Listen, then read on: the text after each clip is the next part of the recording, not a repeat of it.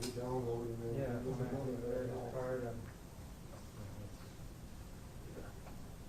It's just, it's so long to process.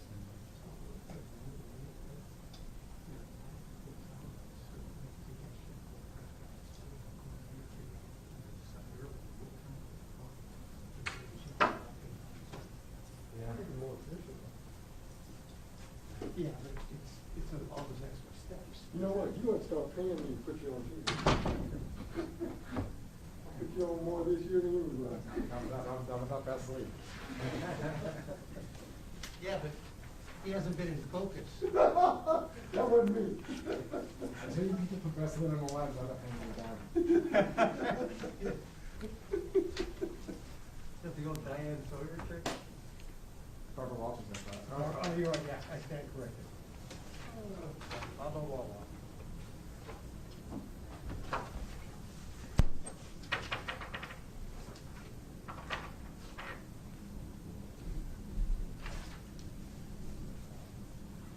You all under that? There's, no, I'm the second I one. didn't read, I read that part.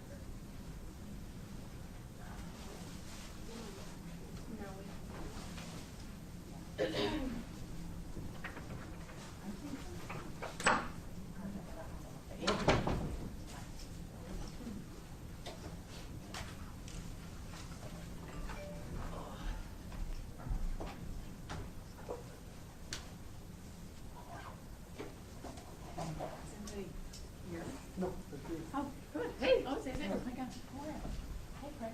Good Monday morning. Oh, the grandbabies. Just one so far, but another one in March. Yeah, good. What? Yeah. Start multiplying. Uh-huh. God.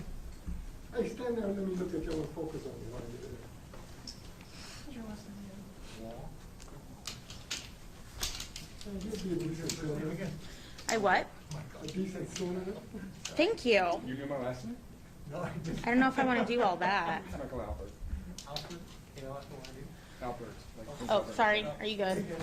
Remember, if I look good, feel free to send Or those. Fed Albert, or Eddie Albert, or Albert Alligator.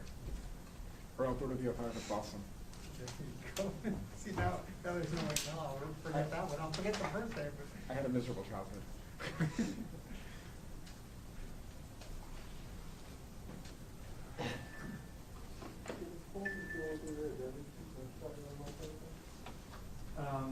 Technically, no, because they pump everything through one end. Right. Who knows? That Michael pick the question up.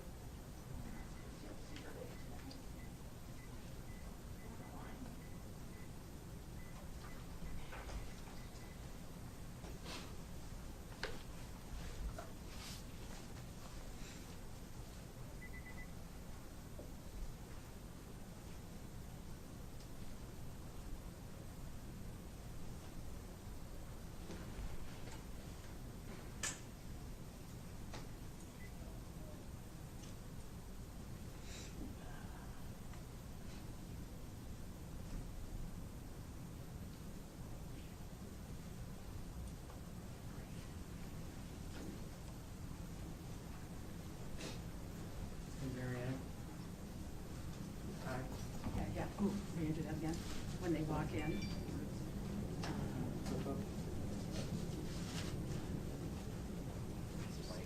Not watch, and great.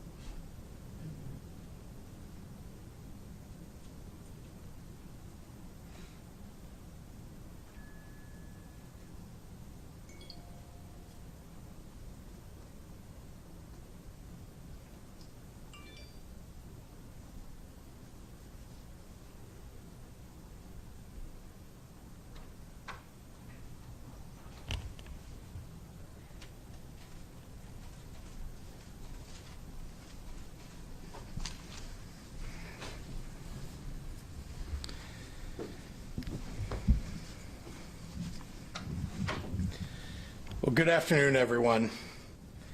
Today is a very special day that should instill us all with optimism and hope.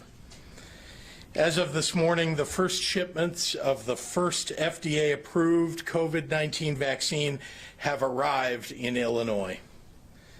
There are many scientists and researchers who deserve our admiration and thanks. But today, I want to offer my gratitude to all the truck drivers and pilots, logistics specialists, warehouse operations managers, and law enforcement officers who have spent the last few days and weeks deploying the largest national mission in a generation. In their humility, they would say they're just doing their jobs. But by doing so, they're saving lives. Earlier today, I joined the Illinois Department of Public Health, the Illinois Emergency Management Agency, and the Illinois State Police teams receiving the Pfizer shipments on the ground at our strategic national stockpile warehouse. As we speak, our vaccine distribution teams are putting into action what they have prepared and drilled for over the past several weeks, carefully taking inventory of tens of thousands of vaccines, repackaging the vaccines, and preparing those packages to ship out to our hospital distribution centers tomorrow and Wednesday, the timeline requested by our partners on the ground. Remember that the logistics of these first vaccine shipments are the most complex because maintaining ultra-cold temperatures until the very last moment is essential. Once the packages are received by medical providers, they have only days to use the vaccines, which is why most hospitals have carefully planned their desired delivery schedules over the next several days. Illinois Health and Hospital Association President and CEO A.J. Wilhelmi will join me today to talk about our collaborative effort to ensure this vaccine gets into the arms of as many frontline healthcare workers as possible to minimize any waste. The shipment we received today is roughly half of our statewide allocation for this first round, excluding Chicago.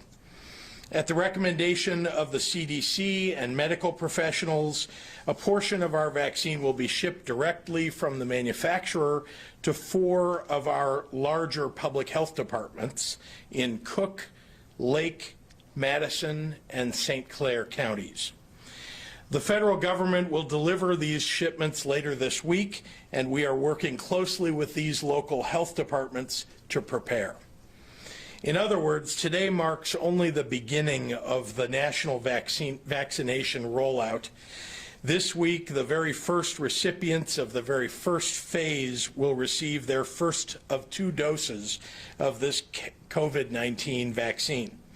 To put it in perspective, in total, Illinois will be receiving about 109,000 doses this week.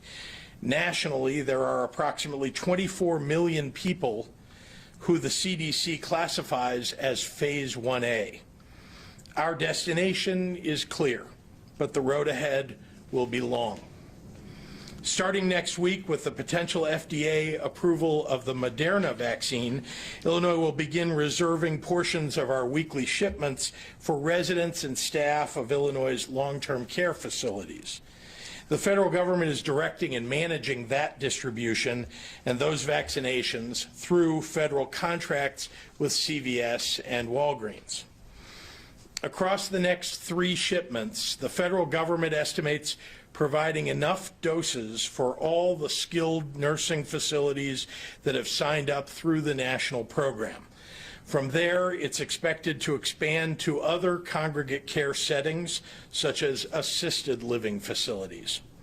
CVS and Walgreens are reporting extremely high demand across the nation, and as they share information on their timetable with us, we will share it with you.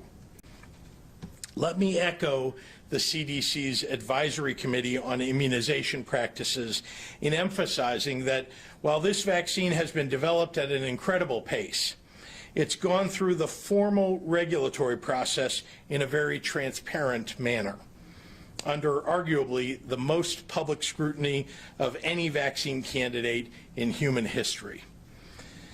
Our own Illinois Independent Review Board today released its findings after spending the weekend ferociously diving into all available FDA data on the Pfizer vaccine. And I'm pleased to say that the team has unanimously endorsed the CDC's recommendations on the vaccine.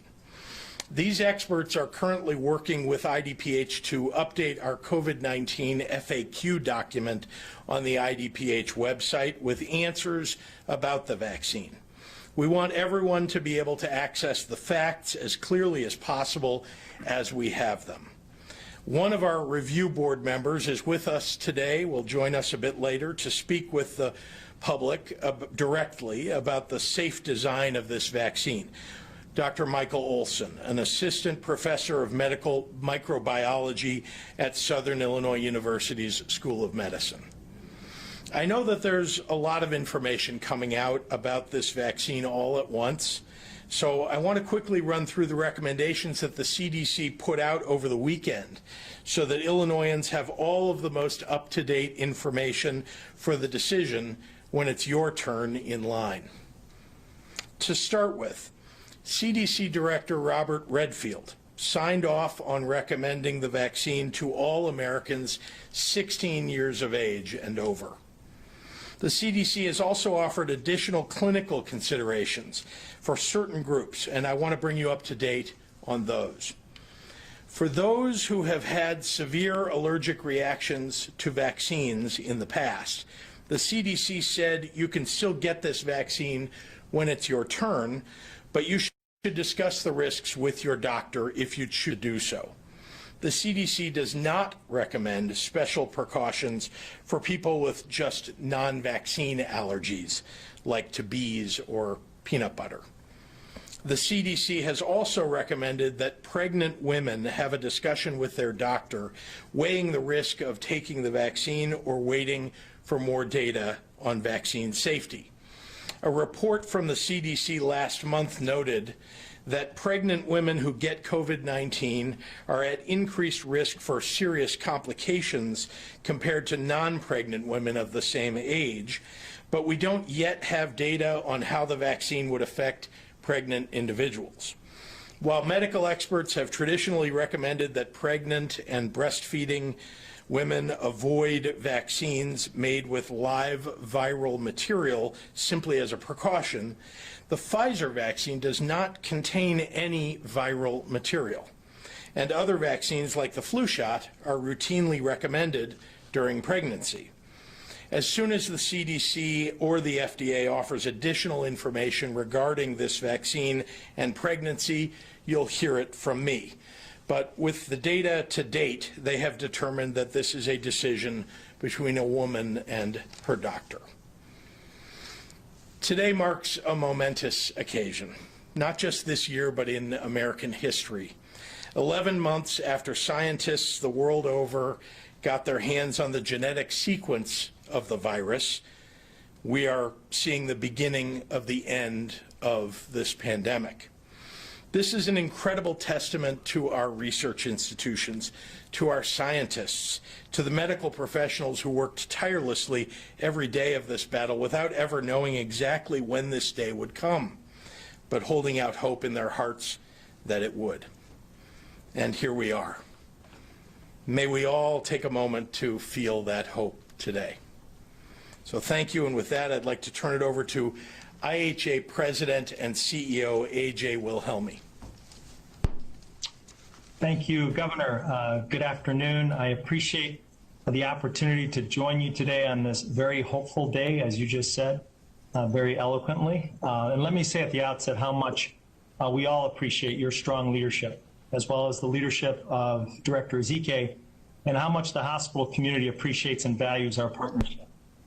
As the governor has mentioned time and time again, hospitals and healthcare workers have been on the front lines in the COVID-19 pandemic all year. And we're on the front lines again as the vaccination process begins. The hospital community stands ready to play a major role in the vaccination process by serving as distribution hubs and vaccinating at-risk healthcare workers so they can be personally safe and also available to care for their patients. Hospitals are preparing to receive vaccines this week, as mentioned by the governor. Their teams have prepared internal vaccination plans. They're communicating and planning with our government partners and with their local health departments to be sure this complex and logistically challenging process goes as smoothly as possible.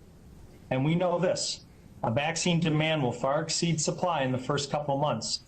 So our hospital leaders are urging calm and patience as the vaccination process plays out.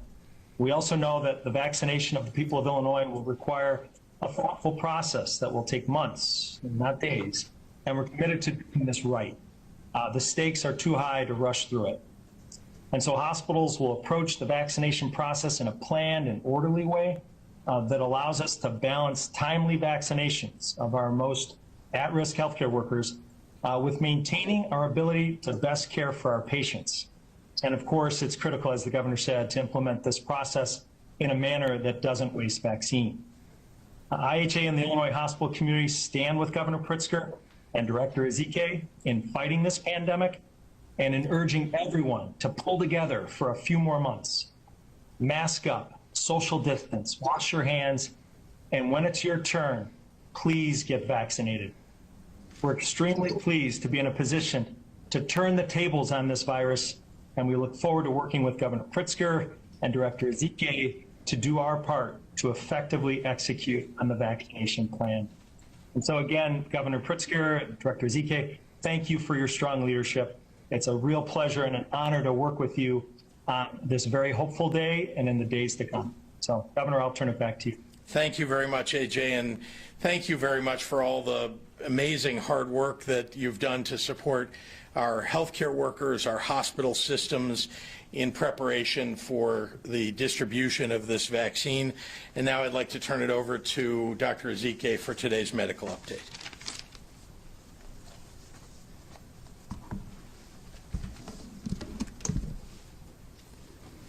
Good afternoon. Today has been highly anticipated. It's the day that we start seeing vaccine delivered and distributed across the U.S.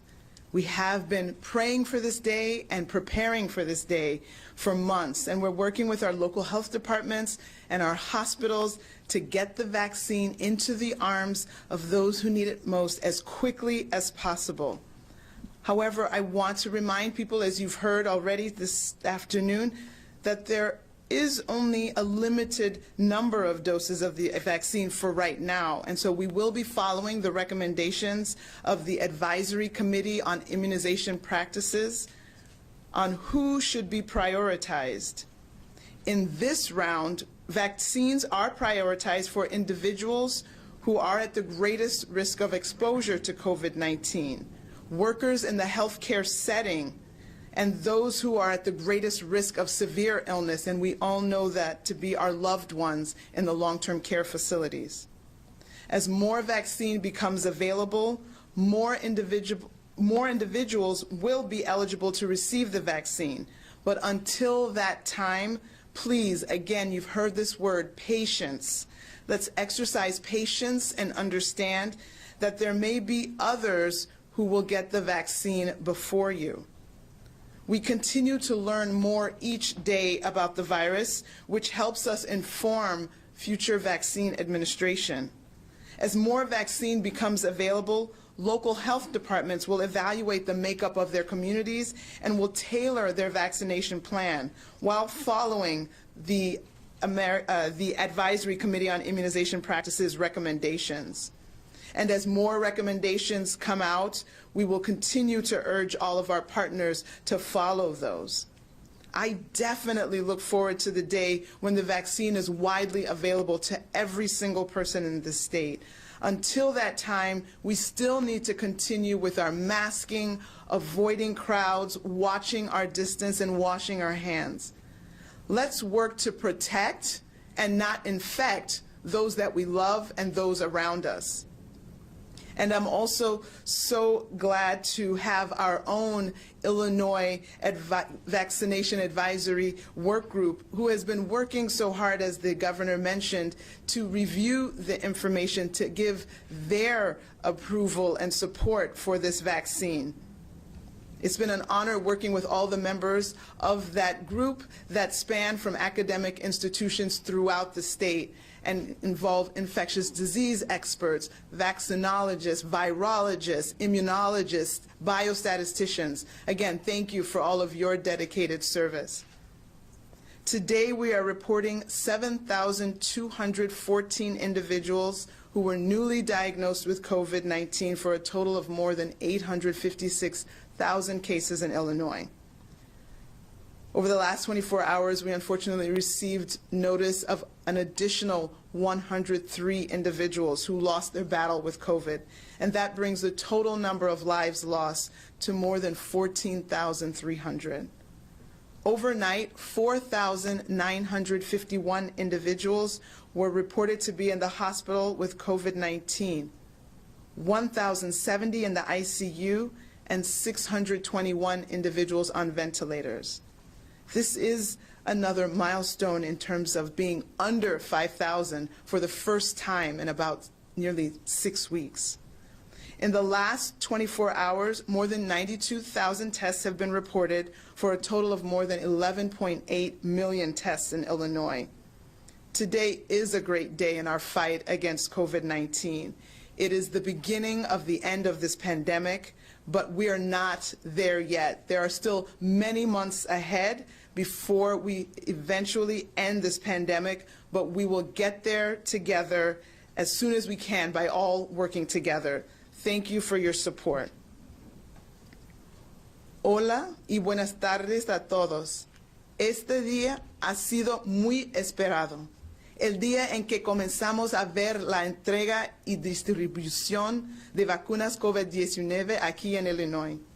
Hemos estado preparando para este día por meses. Trabajaremos con nuestros departamentos de salud y hospitales locales para poner esa vacuna en los brazos lo más rápido que posible.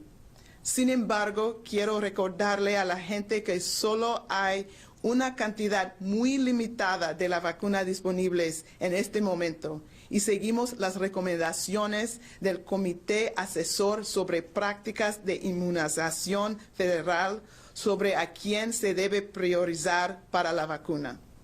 Queremos asegurar de que sean para las personas que tienen mayor riesgo de exposición al COVID-19, nuestros trabajadores de salud y los residentes en centros de atención de largo plazo. Hay más riesgo en un asilo de ancianos que en una casa de una persona de mayor edad. Hay trabajadores que entran y salgan todos los días y eso es más riesgo de que una persona que está en su casa. A medida que haya más vacunas disponibles, más personas serán elegibles para recibir la vacuna. Pero hasta este momento, tenga paciencia y sigan practicando las mitigaciones que trabajan. Hoy informamos 7,214 nuevos casos de COVID-19 para un total de más de 856,000 casos en Illinois. Hemos recibido informes de 103 más muertes desde ayer, lo que eleva el número de vidas perdidas en Illinois a más de 14,300. Desde anoche, 4,951 personas estaban en el hospital con COVID-19, 1,070 en la unidad de cuidados intensivos y 621 pacientes estaban con ventiladores. En las últimas 24 horas se han reportado más de 92,000 pruebas para un total de más de 11.8 millones de pruebas en Illinois. Hoy es un gran día en nuestra lucha contra COVID-19, pero pasaron muchos meses antes de que ganemos la guerra. Pero lo ganaremos si trabajamos juntos. Muchísimas gracias para su apoyo. Recuerde los 3 M's, usa su máscara, mantenga su distancia y lávense las manos. And now I'll turn it over to Governor Pritzker. Thank you. Sorry, we just have one more guest. So first, thank you, Dr. Zika. And last but not least, I'd like to introduce a distinguished member of our state's Vaccine Review Board. So joining us from Southern Illinois University's School of Medicine, Dr. Michael Olson.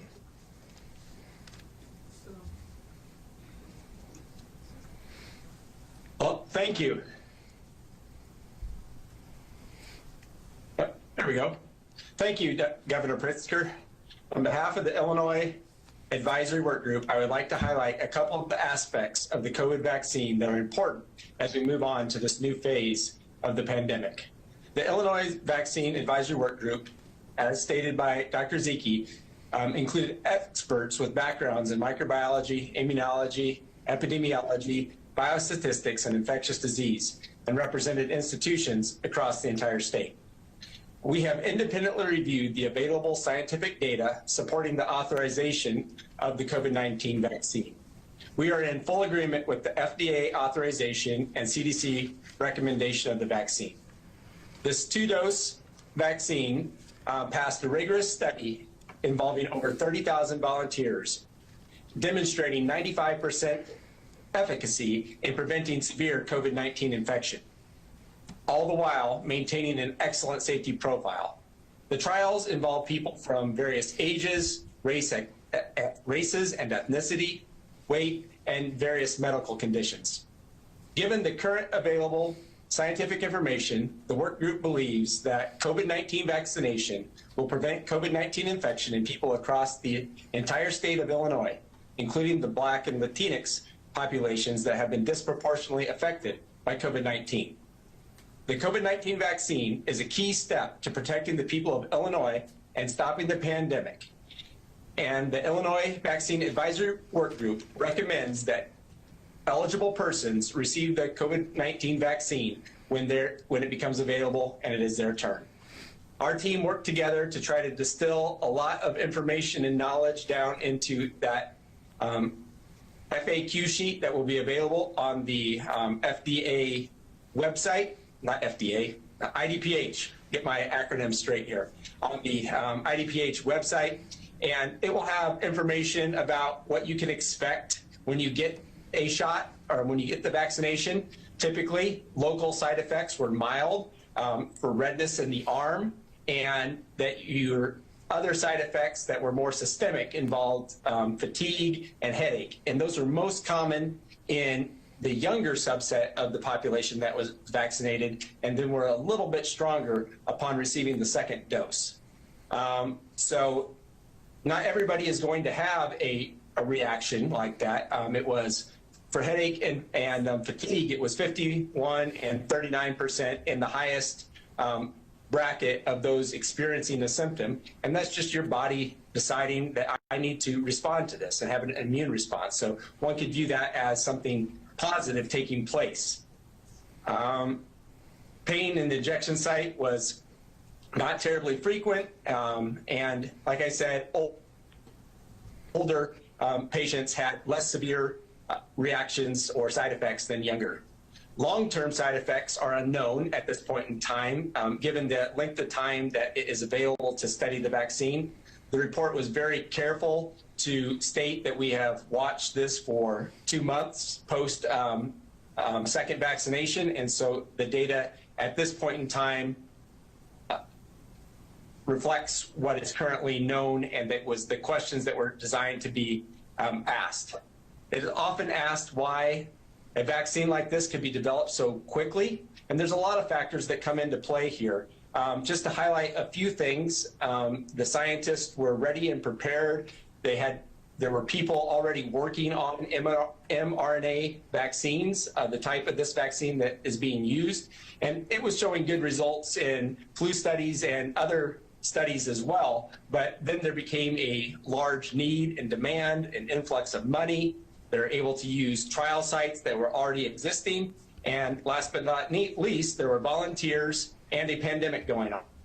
on. So to gain statistical significance, one needs to have people who took out the placebo come down with COVID-19 at a higher rate than those who received the vaccination. And when there's a lot of disease burden going on, then you're able to assess that. So that was kind of a bonus but an unfortunate consequence of the vaccine, or of the pandemic. So a question we often get is that, will you get the vaccine? And as an advisory committee or as a work group, we would say, yes, we will, and we will get that when it's our turn. As Governor Pritzker also pointed out, there is not the ability for you to come down with COVID receiving the vaccine, or for you to pass COVID on to anybody else due to the vaccine. This vaccine only provides a very small subset or a small piece of one protein, or just a part of the virus. And so as your body responds to it, there is no way for a new virus to form. There's no way for that to be passed on. So a lot of safety concerns that people have are answered on this FAQ. And some of them, another one would be, is this going to be a yearly shot like the flu? Given the data right now, we don't know how long the protection is going to be, at least 2 months and likely longer. But there's a lot of differences between the flu and coronavirus at a genetic level that explain some of those differences. And the trial is ongoing. They will be monitoring people that were enrolled for the next couple of years. And at a later point in time, they'll be able to advise on how frequently, if at all, more vaccines are needed.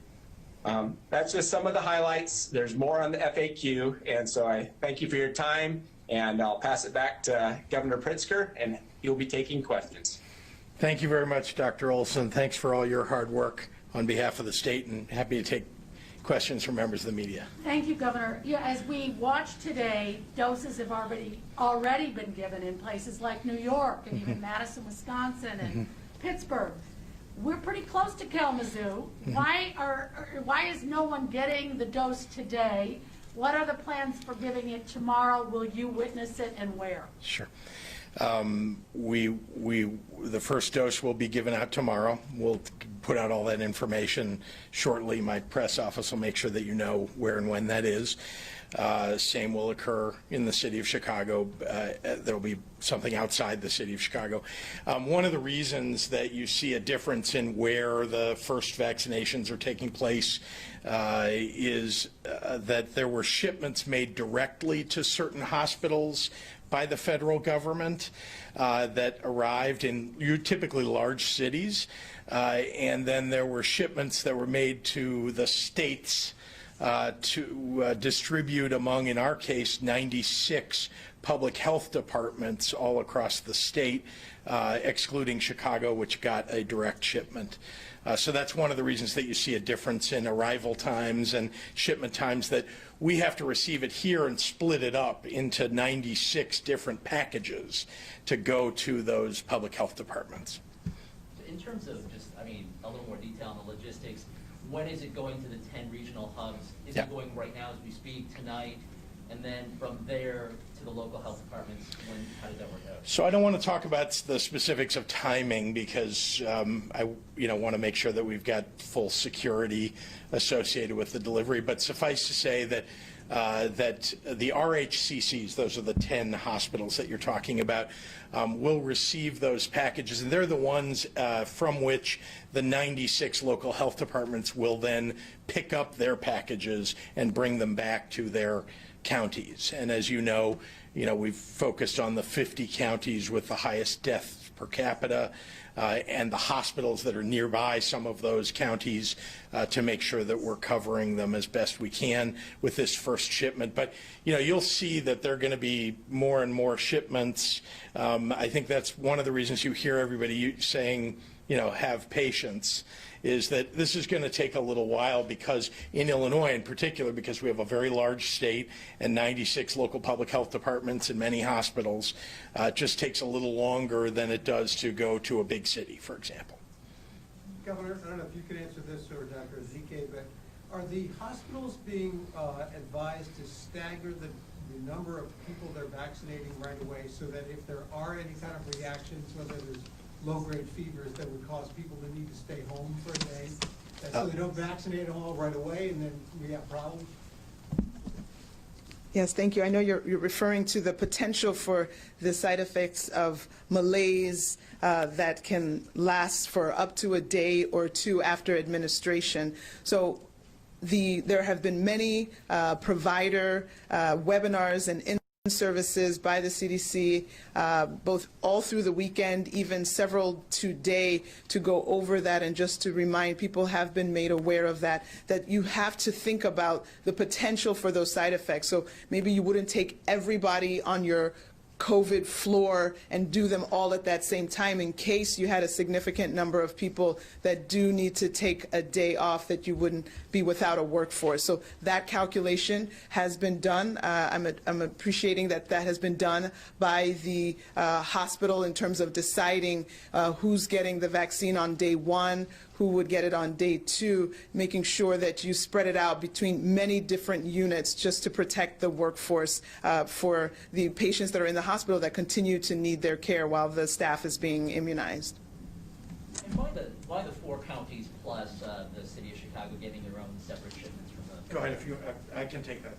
Yeah, it's just... Yeah, we actually were advised that this would be advantageous. And I think in particular because they were concerned about, would all the shipments arrive totally intact and so on. But also those particular counties have the ability to put the vaccines into ultra cold storage. Will there be a state or county-wide registry, and how will that work? There is a registry. I'll let Dr. Ezike describe that. So there is an existing state immunization registry, and to be part of this vaccination effort for COVID, you have to have registered with that, signed off on all the agreements that you will follow ACIP guidance, that you will follow IDPH guidance, that you will log every single dose that's given and give all the information on every recipient, name, address, date of birth, ethnicity data, all of that information has to be put in for every single person within 24 hours and uploaded into our system. You will also maintain your inventory tracker and let us know every single dose that's removed from inventory, that in that separate database that we will have that and make sure that those numbers correlate. So at the state level, we will be able to see who has been immunized and which parts of the state where there's more uptake of the immunization, which areas that maybe don't have enough uptake, and identify whether it's an outreach issue where we need to go and do more education because people are not sure about this vaccine, or if there are not enough providers in that area to provide vaccine, then we will know for future allocations where to now push further distributions of this vaccine. Are you anticipating weekly shipments of the Pfizer vaccine specifically, or when you talk about next week, the week after that, that's Moderna or some combination of both? Because there's some question as to whether, this week is Pfizer, and then they were going to wait a few more weeks for more Pfizer. Right. No, obviously this week we got Pfizer. There is no other FDA authorized vaccine to distribute for this week. So if there is another vaccine, I know that there's going to be, there's deliberation by the FDA for another potential EUA for the Moderna vaccine. So if that is approved, then in subsequent weeks, then we might have the Moderna vaccine as well. And then any other vaccines that get approved, that get authorized, could then be added. So again, every week we expect to get certain allocations of all the available vaccines. So if next week, fingers crossed, if we're dealing with 2 vaccines, there may be 2 vaccines that we could be receiving specific amounts of. But specifically, Pfizer has committed to next week, the week after.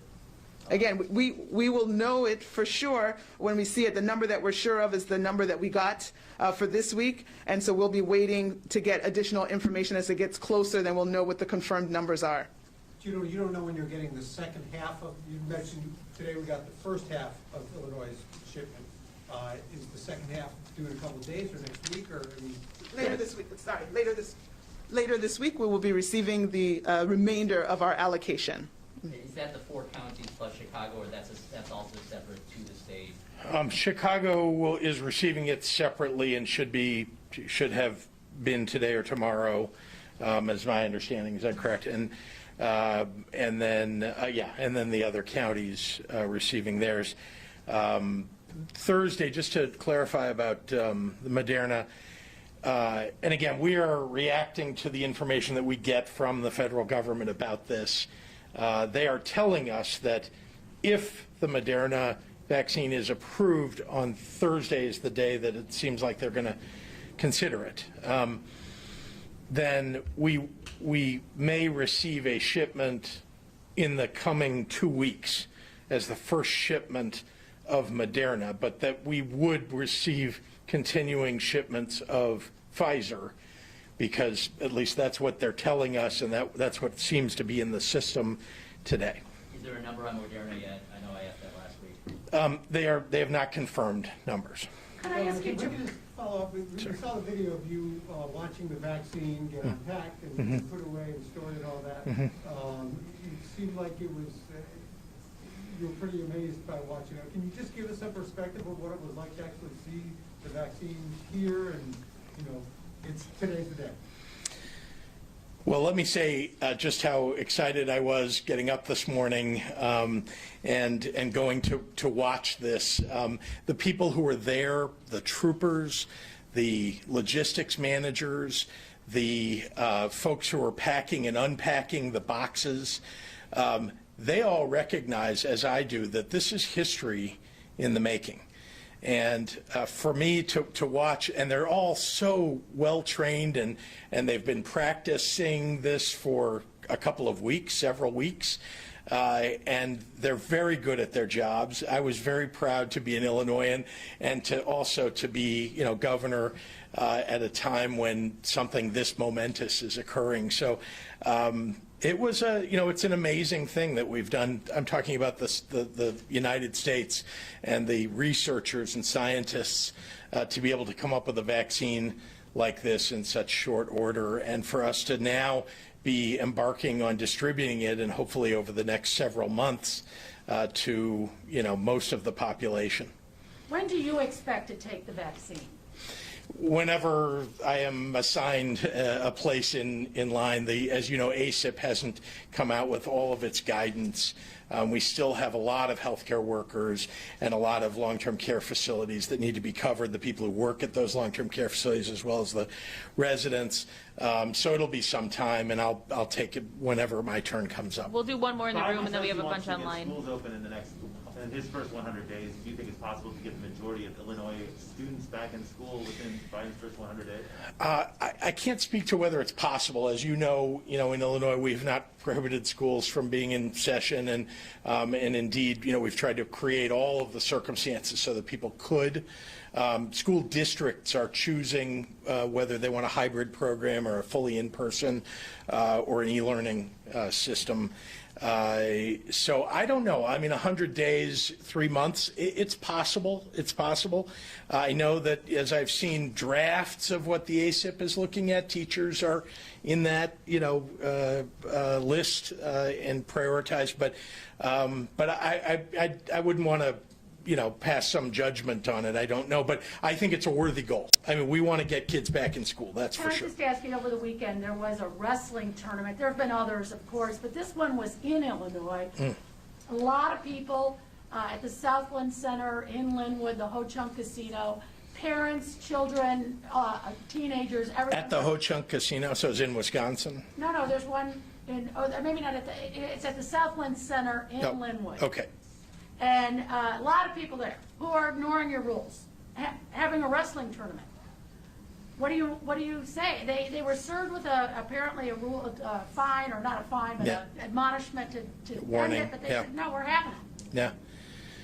Look, I've said, you've asked me questions like this before, and I would just say, putting parents and teachers and coaches and the kids in danger is a terrible idea, and especially when we are now experiencing a number of deaths per day in the United States that is equivalent to a 9/11 every day, 3,000 people every day.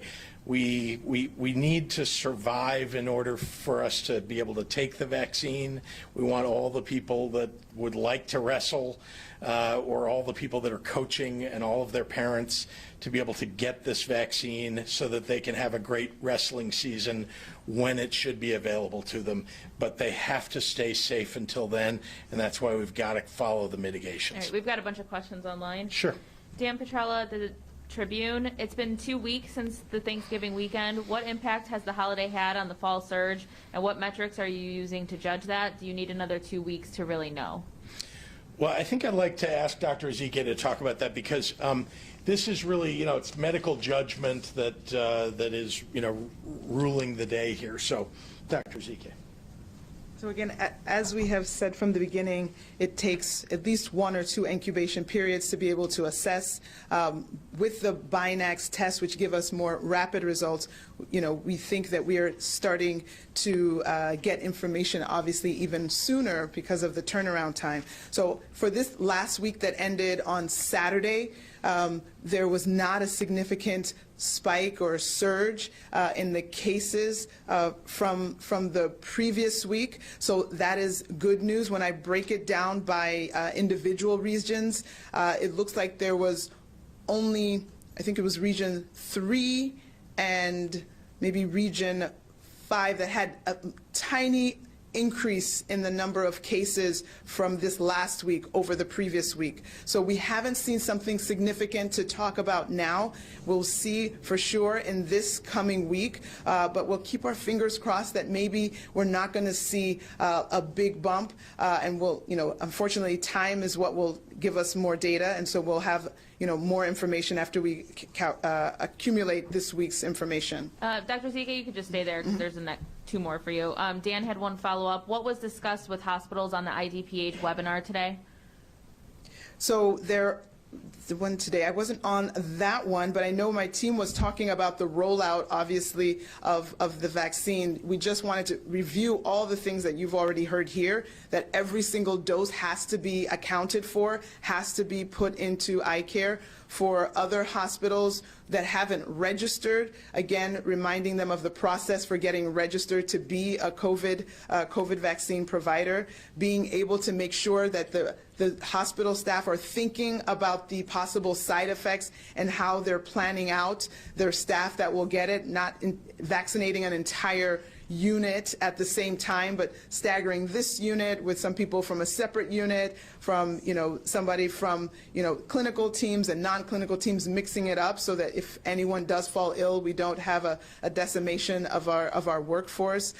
Talking about some of the information that came through over the weekend. So just continuous updates are necessary. Get the questions that people may have. So that will be an ongoing process because information keeps filtering in. And as we go through this process of week 1, we're going to need to solicit feedback and have that continual bilateral communication to make sure that we keep making the process as best as it can be so that we can get as many people vaccinated as quickly as possible and as safely as possible without wasting vaccine. Amy Jacobson just had one for you. If you get the vaccine, can you still spread COVID to others? Right, so that's a great question. I think that is not specifically one of the endpoints of the trials that were done with the Pfizer-BioNTech vaccine trials. So we know that the endpoint of does it stop severe disease from happening? We know that that's the case, and so with ongoing information, ongoing data being accumulated, we will be able to have more definitive answers to that question and other important questions. Hannah Mizell, can you provide an update for the voluntary reallocation of vaccine doses from the small counties on that list of 50 without hospitals to the regional medical centers? Is there a list you can provide of the counties giving up their vaccine doses? Sure, we can get that list put out in terms of who are the initial hospitals that will be receiving allocations to start with the vaccination process this week. And then Kelly Bauer at Block Club. We've seen more than 100 people dead daily for a week now. Roughly what percentage of deaths reported per day are delayed? And in general, how long are reports of death delayed?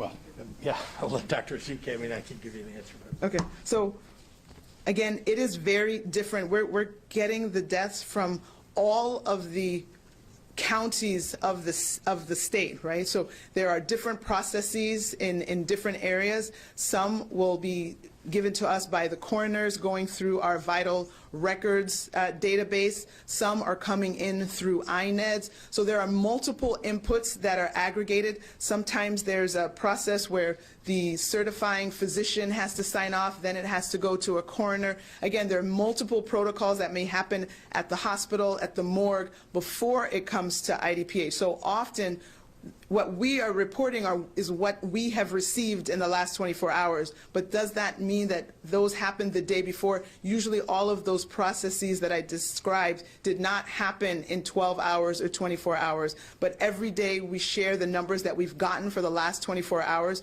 We know that there are certain situations where maybe there's someone not working on Sunday, so that information wouldn't get transferred on Sunday, but then would get transferred on Monday. So there couldn't be lags.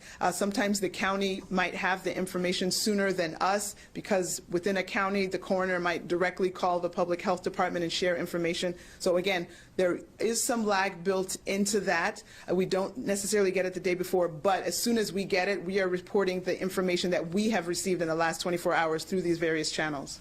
Jake Griffin at the Daily Herald, this is for you, Dr. Zeke, as well. Who should people contact to get in line for a vaccination? Once pharmacy chains are involved, how will people be able to prove that they're eligible for priority vaccination? Right, so that's a very great question, and I can't wait to get to that point where there's many more people who are eligible to get the vaccine.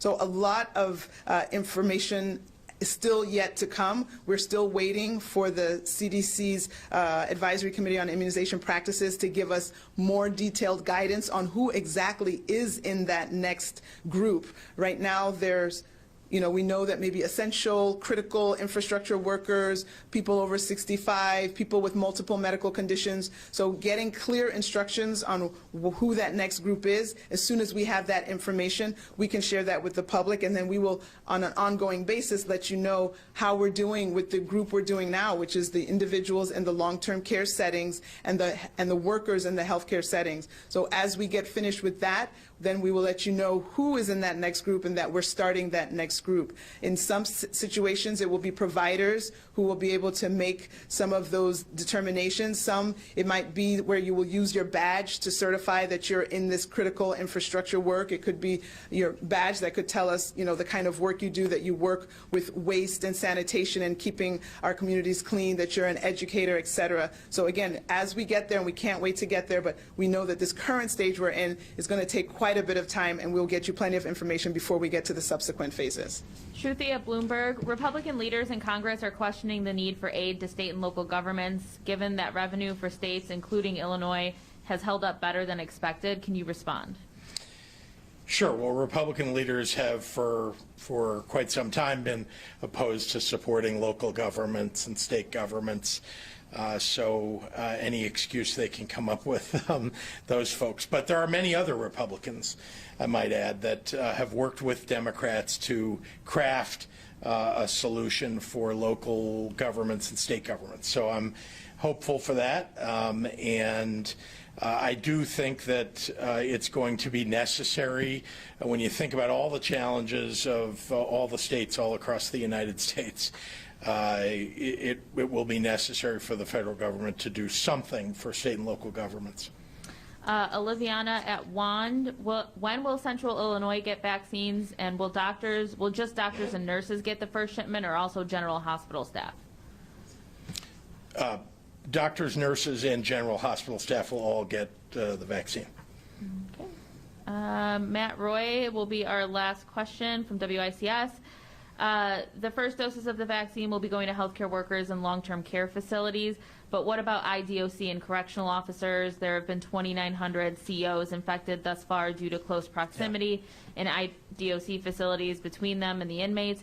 Have you given any thought to IDOC workers and the vaccine in the first wave too? If not, when will they be on the list of recipients? Well, once again, the ACIP, this is the CDC's committee that has come out with these recommendations, is scheduled and expected to come out with the recommendations regarding first responders, and we include corrections officers among first responders, and then recommendations about people who are detained in jail or in prison. All right, thanks everyone. Thank you.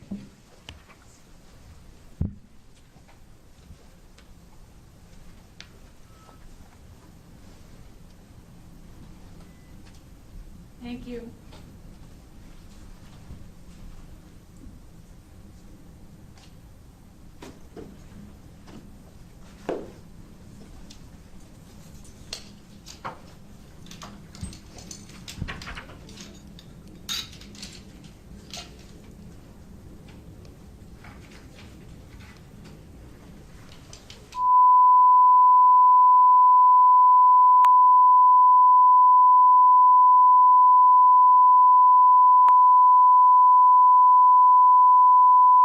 Who are we kidding here?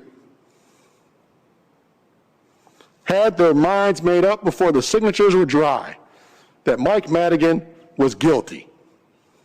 It's not a fair process like this process is supposed to be. The kangaroo court was instigated by you. Let's be clear about that. This is a political stunt.